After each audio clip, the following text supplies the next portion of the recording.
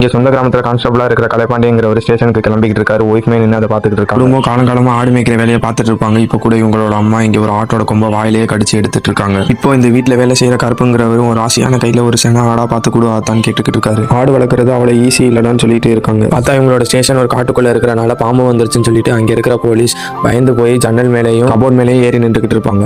இப்போ இந்த ஊர்க்காரங்களே ஸ்டேஷனில் இருக்கிற பாம்பை பிடிச்சிட்டு காட்டுக்குள்ளே விட்டுறதுக்காண்டி போய்கிட்டு இருப்பாங்க. பார்த்தா ஸ்டேஷனுக்கு பல மாசமா கேஸே வரலன்னு சொல்லிட்டு அந்த ஸ்டேஷனை மூடிட்டு இப்போ சிட்டிக்கு மாற்ற போறதா சொல்லிட்டு இருப்பாங்க. இந்த கலைப்பாண்டிங்கிற ஒரே உள்ள இருக்கனால தான் ஈஸியாக போயிட்டு வந்துட்டு இருப்பாரு. அதனால ஸ்டேஷனை மூடக்கூடாதுன்னு சொல்லிட்டு பக்கத்தூர்ல காசுக்காக உள்ள போடுறாங்க.